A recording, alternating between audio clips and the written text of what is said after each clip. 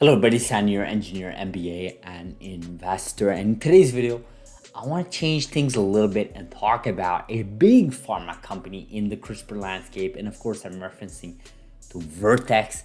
There was this article here that was published. I read it yesterday. Shout out to one of our dear friends here, Vadim, first subscriber of this YouTube channel. Believe it or not, he was definitely the first subscriber.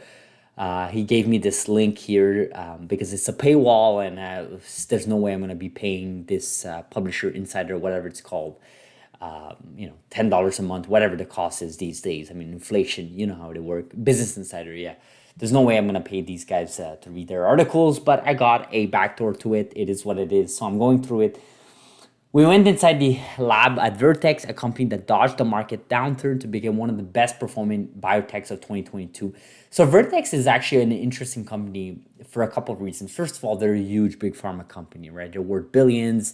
They've already made a lot of money from their commercial drugs out there, none related to CRISPR, just always been involved in the space there. They have one of the very popular drugs out there that's really selling well, and they're juicing, they're cashing out. It's a cash cow, right, for them.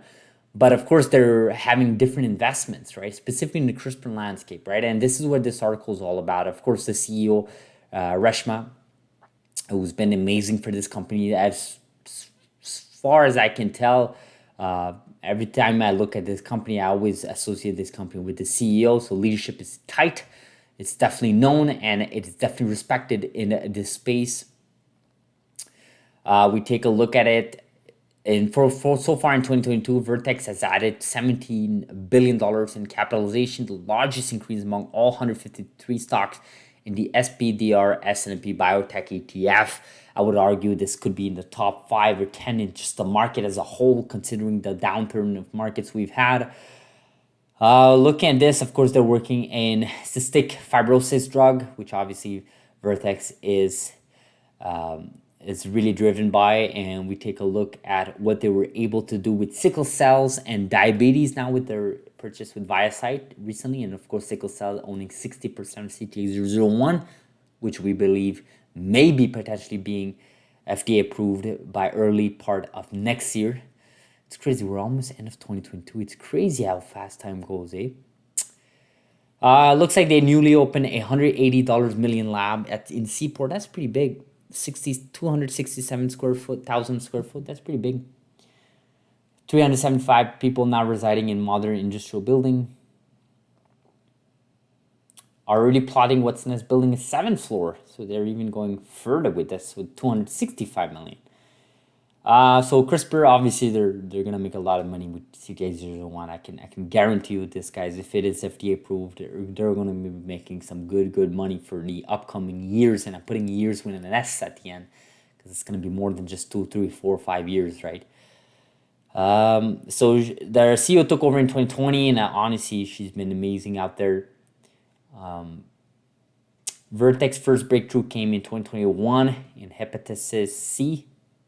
Okay, and they already passed the 1 billion annual sales. I mean, CRISPR, CTA001, and every program they're working with CRISPR will triumph this number. I can guarantee you guys that. Each of its 4 CF drugs has improved its precedent, so they're reiterating. So it's a really well-oiled business, to be honest. Like, this company is, make no mistake, this is not just a pharma company. This is a huge pharma company. I mean, you have $99.3 billion war chest of cash and equivalents. You're bringing in $8.7 billion this year. I mean, these are huge numbers, right? These are not numbers. These are consistent numbers that are going to keep growing in the upcoming years, especially in the upcoming years. So this article is going over the R&D expenses over here, saying, so they've had some significant growth in expenses. That's completely fine. I mean, when you're doing acquisitions like Sama Therapeutics and ViaCyte and partnerships like Harbor Technology, Mammoth Biosciences, and Metagenome. This company was also partnered, CRISPR company, as per se, private company that have also partnered with Moderna, has also partnered with Vertex. And of course, these are going to cost money, these partnerships, these acquisitions, so completely normal. And of course, they're going back to the sickle cell disease program, beta thalassemia, of course, with CTX001, hexacell. 2023 will be a huge year for Vertex, because now they're going to be basically, having a chance to come out with the first CRISPR approved drug. It's just crazy how Vertex would be the first one to lead this charge. You would think it would be the other big pharmas. There's so many other big pharmas, but no, it's Vertex. So shout out to Vertex. I mean, they've called it years before anybody really jumped into the space. Pfizer got into this space just this year, earlier this year. Moderna got into this space just recently. So think about, the potential that Vertex has, right? But Bioco forecasts a price of 1.5 million to 2 million. I think it's going to be a lot more than 2 million, in my opinion. We saw what Bluebird got from their therapy. 2.7, I believe, 2.8. It's the most expensive therapy drug. I think hexacell will be around that, if not more, in my opinion, with sales slowly building up to surpass $1 billion by 2027. I think it's going to be more than that, but these are conservative numbers, completely fine.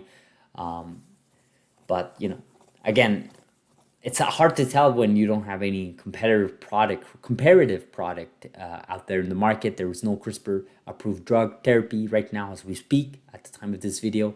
So hexacell or CTX001, or specifically Vertex, is hoping to be the first company along with CRISPR Therapeutics to come out with the market. So how is the price going to be? What's the revenue going to look like? How these governments around the world are going to be looking at it? Again, supply and demand, Ultimately, you want to cure patients, you want to get it out there. But you can't ignore the business side of things. This is how these businesses incentivize to go out there and do all of this amazing work. I mean, it is capitalism at its best, right? So it is what it is. Amazing article in a sense where we're studying a company that we've mentioned a lot of time in this channel, but we haven't really thought about how innovative they've been. A company that shifted towards cystic fibrosis and the traditional ways of doing drugs, which again they cashed out. They're making good money off that. Sort of shifting towards more risky plays like CRISPR. It is a risky play. I mean, people will argue to me sometimes that it's not a risky. It is risky. The definition of risk is all about in CRISPR. I mean, make no mistake, guys. There is no FDA approved drug right now. There is no FDA CRISPR-based therapy out there approved. Based on that statement alone, it is a risky technology. It is a risky venture. And that's why these companies are pouring $1 billion into it and sort of have, hopefully, be able to reap the rewards long term for it. And of course, for patients having a one-time treatment, what could be better for them, better for the world, right? So like I said, capitalism at its best. So thank you so much for watching, guys. We'll end this video like this. Wanted to make a different video than Prime Medicine. Last 2 days was all about Prime Medicine. So hopefully you guys appreciate this video. Do like this video if you found value. Subscribe if you're not. And I'll see you guys in the next video. Hopefully not in a rainy day like today here in Toronto. So thank you.